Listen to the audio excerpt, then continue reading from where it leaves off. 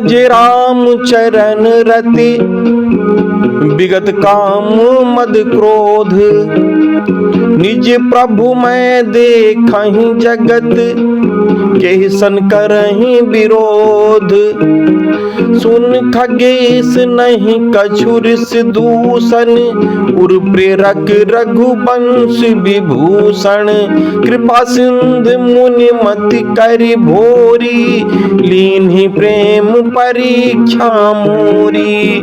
मन क्रम बचन मोहि निज जाना, मुन मति पुनि फेरी भगवाना।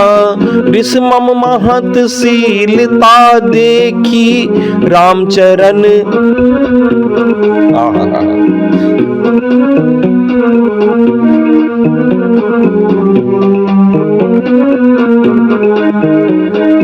ऋष मम महतशीलता देखी, रामचरण विश्वास विसेखी।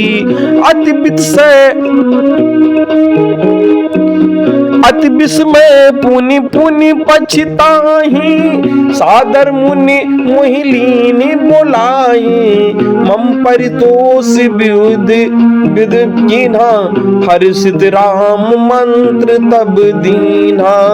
बालक रूप राम कर ध्याना, कहो मोहि मुनि कृपा निधाना।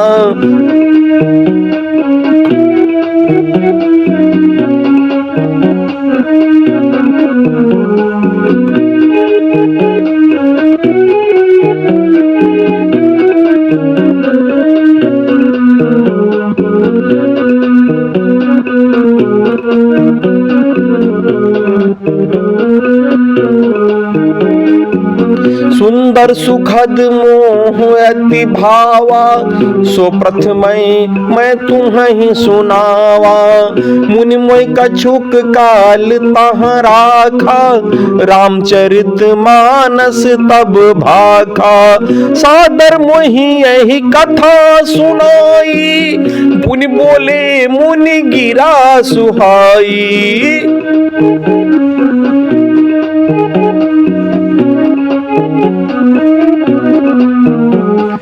रामचरित सरगुप्त सुहावा, सम प्रसाद तात में पावा।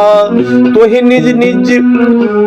निज भगत राम कर जानी, ताते मैं सब कहूँ बखानी।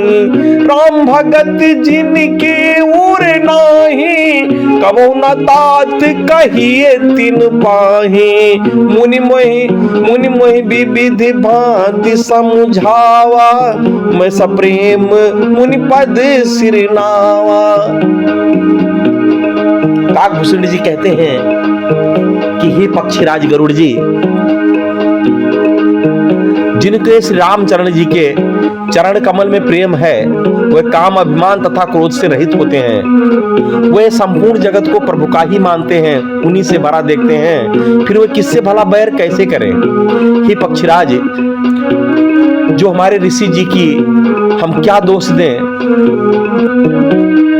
वो भगवान श्री राम जी की प्रेरणा से, कृपा सागर प्रभु की प्रेरणा से उनका बुद्धि भोली कर दिया था। उन्होंने मेरी प्रेम परीक्षा ली। मन वचन और कर्म से जब प्रभु ने अपने आप मुझको दास जान लिया, तब भगवान ने मुनि की बुद्धि फिर पलट दी। ऋषि ने मेरा महान यानी पुरुषों का स्वभाव, धैर्य, क्रोध और विनय आदि श्री राम जी के चरणों में विश्वास देखा।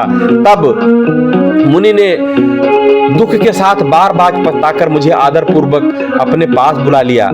और हे गरुड़ जी, उन्होंने अनेक प्रकार से मेरा संतोष किया और तब हर्षित होकर मुझे राम मंत्र दिया।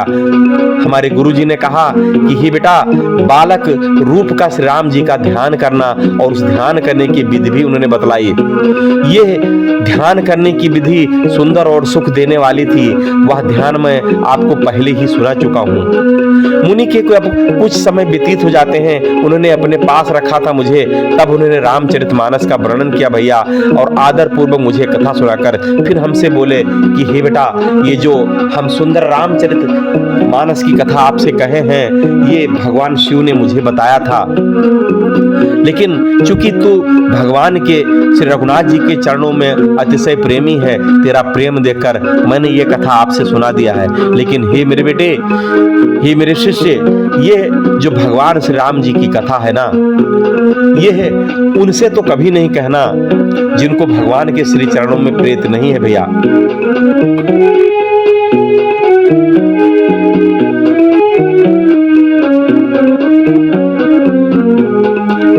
मुनि मोहि विविधि भांति समझावा, मैं सप्रेम मुनि पद सिरनावा, निज कर कमल परसि मम सीसा, राम भगत